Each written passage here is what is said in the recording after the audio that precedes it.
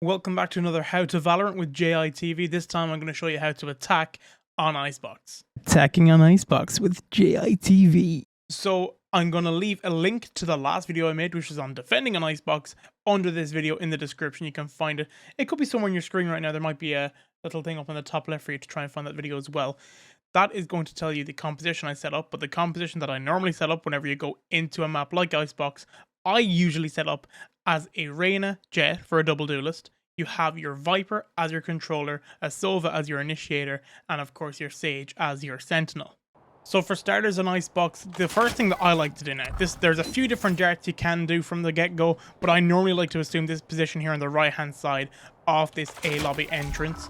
You can slap your dart off this front board here. That should clear out anywhere on top of close pipes and stop anyone getting into nest. You want to fire these almost straight away, by the way. Once that barrier drops at the start of the round, you want to fire that ASAP to stop anyone from getting on the zip line and sneaking their way into nest, into a sneaky angle.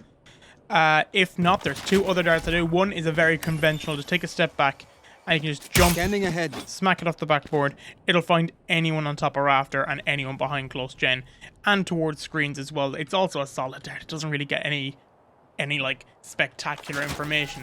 And then one other dart that you can do that can gather a lot more is pretty much to the pixel, so I might zoom in on this one. You want to get it right on the edge. Revealing area. Oh, to give you an idea, I've even missed that one now. Bear in mind, I've just woke up. That's not a good start. I'm so sorry. But to the pixel point where you catch this. Scanning ahead. And it sticks out like this. It'll catch everything in its line of sight, including this close angle, including down as far as screens here.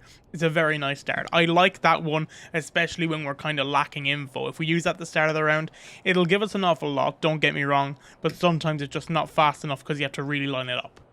Otherwise, you can also, you can use your drone from belt, but it's also kind of not so recommended because you don't really get as good use out of it as you'd like. Be sure to check all your close corners, including close pipes, down to your left and down to your right. Anywhere behind 410, if you can, get in behind that generator on the right as well, because you have to clear out all those angles and kind of negate any like possible outcomes. You want to make sure no one's swinging and killing your team from a stupid angle as such. The only angle that you can check with that drone from back here on belt is the left side of 410 if someone hides from it. So if someone hears that drone, they're very much just going to hear it. They could wait, they could stand right here, they'll avoid it, and then they can swing and sit back in close, and it could be a little bit of a danger pocket. You just have to use your shock darts as well, which you can use all the way on belt. Very, very easy to kind of navigate. Just, one bounce, toss it in, game set match. So that's your A site take dart, and that's your A site take with your drone. Now to go towards mid, there's a few different darts you can take as well for the same reason. My favorite one that I'll use in ranked games is always to stand somewhere up on this little lip here, but fire it just above this small little ledge so you can try and get it to land on it. Area. And that should clear out the back of boiler and this close angle here to your right. So it gives a little bit of freedom, especially if you don't have a Viper's poison orb in the middle. But I'll talk about that one when I get to the Viper section. Now, if you're trying to take B site, again, a different story. The first thing you want to do when this barrier drops, get out with your drone. You're clearing all those close angles first. You got to be the first person to take contact. Clear all these close angles. Check your rights. Up top of the boxes here. Left hand side, try and get around the back yellow, try and get eyes on any opponents. Your team should be trying to play off the contact with your drone. So when you're droning like this again, you want your teammates to be following you, almost like paper trailing this drone, just to take up all the space that you're taking up with the drone so no one else gets pinged on out. And call out, always be talking. That's so important when you're a Sova. Give that information. That intel is super, super important. Once you've used your drone and got as far up maybe as yellow, there can still be people behind yellow, so with no shame you can just toss a shock dart to the left, even to the right, to try and get them out of position, maybe force them into your teammates, bait them out for you. And if not, then there should be a Viper wall up at this given stage. We might see it in a ranked clip if I can get it in a few minutes. But just toss a dart here onto this middle barrier and it'll clear towards the back here of CT and into a bit of mid and container. So I'm going to use location darts for this idea, but the shock darts are to be used here. These are shock dart lines that you can use for A site, especially when you have your default plant here tucked into this close box. My favorite one to use here is if you line yourself up. If you look at the trailing finger off the Sova. See on the bottom right corner, I'll have that lined up with this bar. Line up your crosshair with this black line as well at the top. A 2 bounce. Revealing area. Oh, that's embarrassing. A 1 bounce, sorry, is what you need on a 2 bounce. Revealing area. Have I forgot the lineup? No, I haven't. The trailing finger needs to be in line with that as such. 2 bounce. Ahead. That's the one. And it lands smack dart where you will be defusing if someone is on the spike. So I'll do that one more time, just for my own gratification, because I've managed to fuck it up twice, which is unfortunate. Tuck yourself right into the corner, aim your crosshair at this black bar, line up your second finger, your trailing finger, in at that small little line. 2 bouncer. Area. I'd be no good at being average Jonas, let me tell you. I'd be no fucking good. Line it up, 2 bounce. Scanning ahead. That's the one. Easy peasy. Fucking hell, that was effort. So I'm going to try this one real quick just to make sure. Revealing area. Yeah, that does get default once again. So you want to line yourself up here with these 2 barrels, nice and close with the banana. You want to look on up. You want to find this small little piece here. 1 bounce, 2 charge. Revealing area. Shock darts. Works exact same. Will take someone off the default plant and it keeps you nice and tucked in and safe. Apart from that then, there's only a small couple of notes that have on, like, I'd say quote unquote Sova game sense. That's just from playing here. What I find is that if you're playing with your drone from belt, if you do get a ping onto someone up on top of rafter here, when you do pop your ult, if you take a step back, they will be right at the end of it. My ult is ready. Now, when they're right at the end of the Sova ult, that's when the ult is at its widest. So it's very hard to avoid and you're probably going to get a free kill. So you at that, in the essence, with a drone from belt looking back towards rafter, especially if someone tries to get away by running out the back, they will die. They will die. It's very hard to avoid it. In fact, it's impossible to its extent. You just have to have very good movement. So if you're going to drone an ult, I'd definitely say you want to use this one here. And then secondly, if you're trying to drone an ult in towards B, maybe try and take an angle up on top of here with a teammate covering, because I reckon that if you're going to get a pick onto B, no one ever really anticipates a drone passing through mid and catching someone in danger or even towards the back of yellow, especially if you're trying to push B.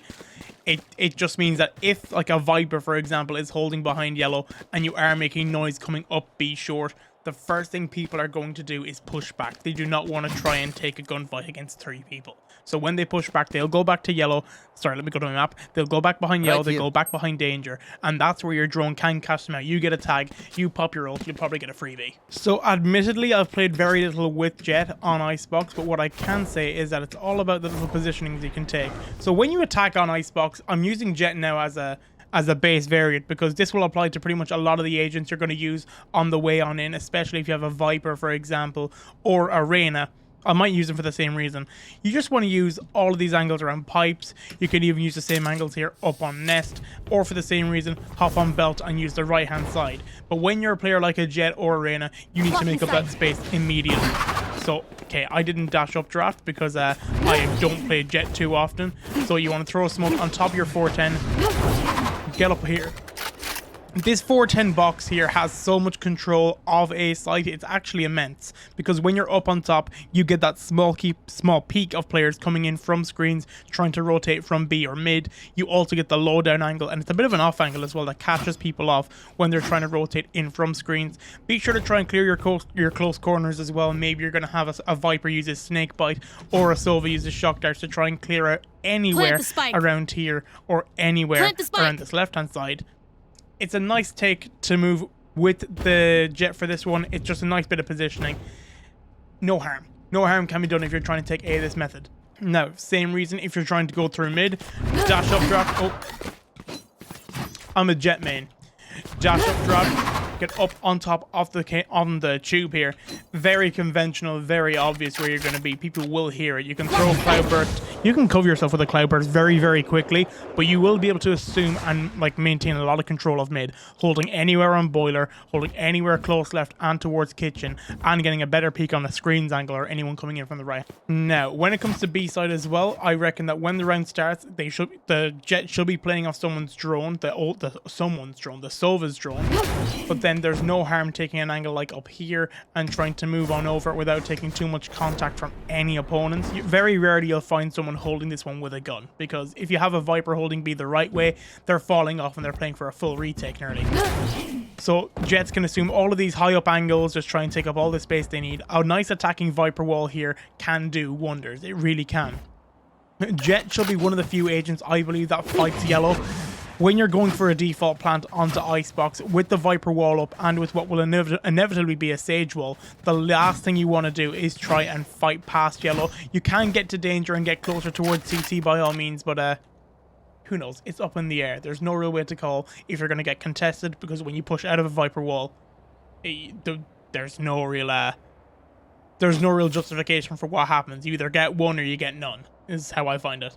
Now, with Reyna, you can get away with a little bit more. Again, I'll mention up these angles one more time. When you're playing with a Reyna, you're playing alongside your Jett, essentially. So you can use anywhere along these pipes angles. You can get into nest. You can get up on top of belt by all means. You can try to take this top 410 angle if you wish, but I reckon if you're a Reyna with your Leers, especially with how powerful they can be, which, by the way, a few powerful ones you can use, try and use a low one here to clear out anyone on your left or right hand side and stop a swinger coming in from behind boiler. Not to mention a high one once you get as far as here. Will catch anyone from on top of rafter or on the left hand side trying to swing you for the same reason, giving you a chance to move in and clear out your right side and clear anyone around the back off this its top side here. It clears out anyone around the back top side. Now, in my opinion, a Reyna should never really be pushing through mid alone or without a poison orb, but if they do go to do it, I've seen it before where it's a Scream from Team Liquid likes to make a few different maneuvers as such. A nice high Leer does get him in, but it keeps him kind of exposed on his left and a little exposed on his right, especially if someone just tries to move for a pixel peek. If you're trying to play up towards screens here, if this is the screens fight that you're trying to take, by all means, try run with your Reyna, but you want at least 2 teammates with you trying to play for refrags, because it's a dangerous game to play. You might be good for one, you're probably going to be good for none. So in a split attack, you never want a Reyna going through mid, in my opinion, but hey, it can happen. If you don't get a chance to play with a Sova drone, there is no shame in insta-leering once the round starts, being sure to clear your left and right hand side as you go on through, checking your right, checking on top of this box as well, which can be a sneaky one, on top of this box here, and in behind this close cubby. And this box, B short, is very, very dangerous to take. Again, Reyna is also an agent alongside Jett that should be fighting yellow. They should be pushing up and trying to take up as much space as possible. When the Viper's wall's up, when someone's trying to delay or like deny a plant, you have to be the person taking contact and trying to fend off anyone from trying to stop your Sage from getting the spike down. For the same reason as Jett, once spike's planted, it's kind of a free-for-all as such. You can play behind yellow, you can play in behind these containers. Anywhere really works, but I suppose compared to where the Jett has his cloudburst to cover his left and right hand side, a Reyna just has a Leer that, if he hasn't already used both of, can just clear out some space. So a left hand side swing can stop anyone getting on the spike from the left, maybe from the right hand side for the same reason. You're just trying to cut off all of their info, cutting off their vision as such as well, maybe baiting them into shooting the Leer so you get the first shot off for the same reason. Exact same applies, just right in behind the container from a nice secure position where you're not going to be killed. So I'm going to show you what a Sage needs to do, because it's as simple as you like. There's a few different places you can move. One of the first ones you want to do is play off your teammates' contact, of course. You want to be trading them on out. Your duelists have to make up this space onto A, because A is kind of niche, and you need your Sova's drone. You need maybe Viper mollies to try and clear the back side. One wall I've saw used very often is this wall. It does leave all of Raptors open, but it clears that back side. You want to plant the spike right here. This is your default plant, because that's where your Sova and your Viper lineups are going to be ready to take action. Another place you can use can be here. You want to pretty much make it a pixel angle, and you can plant the spike right here. If you plant the spike right here, it gives your team a chance to play any of these godforsaken angles. Now, when I say that, you can have anyone on pipes, belt, nest, top belt, down lower left side, down lower right side, 410, even behind this close generator here. There's so many angles to play that it almost becomes unretakeable as such, and that's why that's a very, very deadly plant. Issue here is that I don't know any lineups off the top of my head for these plants. You kind of just have to work around it. Maybe if you're a Viper, you're just I'm pretty sure slow orbs have the same trajectory. You just want to toss it at the spike, I guess, which is, you know, it's conventional, it gets it done, but you're caught with your pants down if someone's holding that with a rifle. If you're trying to pass through mid, you're kind of exposed on top of boiler or from the right hand side of screens if you're going to go for this pretty much conventional wall to get you on through. If not, you can use this wall, which I personally call the last round save wall, because it's from, I've seen it used by a team called last round save from NA, where they block off default and this right hand side. They'll plant the spike right here, so it's nice and in the open. They'll fight for CT, they'll fight for the top of site and for kitchen, and they'll even position one man over towards here. It's a bit of a not so conventional take. It's something you don't really want to run in ranked as such, because it can be a bit dangerous, but it's a strat as such that I've seen used in action. If not, your default plant over towards B side. If you are to move on out, bear in mind when you do move on out from the default on B side, you will be exposed again unless you have a Viper wall up. Wall this. It's so important you wall this Radiant box. This Radiant box is spammable, and if you can plant right here, you are going to be able to help out your teammates a ton, because there's nothing that anyone can do when you're being held from either up, down, left side, right side. Very hard to retake, very hard to hold, puts a lot of pressure on the defenders to take the site back.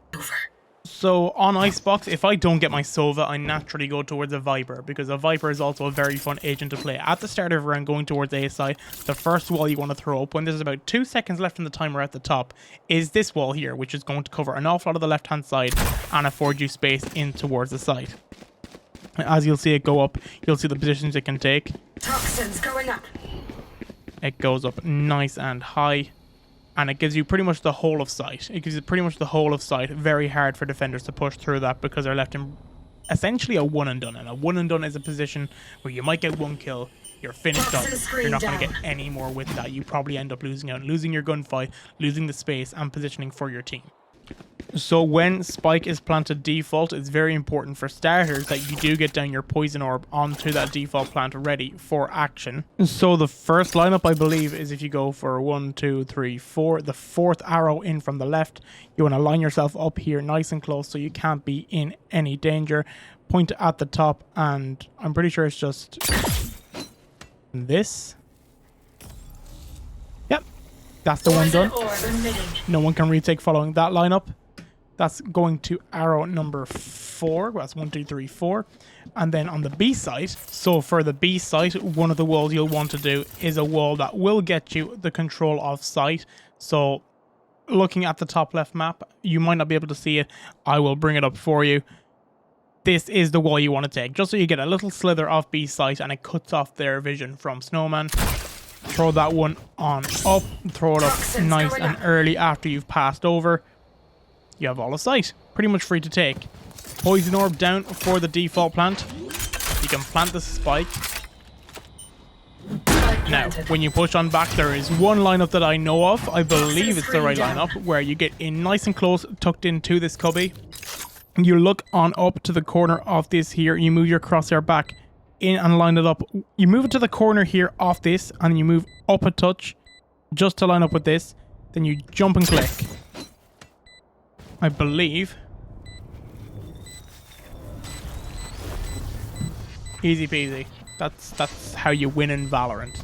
Hacking on Icebox can be super simple, but what's very important is that you just take your general trades, take your gunfights, play as a team, work to take up space, and then eventually when the spike gets down, you do have, well, I've shown you lineups there you can use with Sovas and with Vipers, and the positions you can ascertain with those agents. Be sure to like and subscribe if you want to see more. I'm down to make videos on these for a lot of the maps. Icebox is a tricky one, I find, because a lot of people just don't simply know how to play Icebox. It just seems to be that mental stigma where Icebox is tough to play. It's as simple as that, as simple as you like. If this video gets, I'll take it down from the last one. If this video gets 20 likes, I'll make a video on maybe how to attack on Ascent. How to attack an Ascent, because a lot of people look at Ascent as a CT side of map. I reckon we should do for an attacking side Ascent. 15 likes, or 20 likes, that's your target, okay? Till next time. Peace.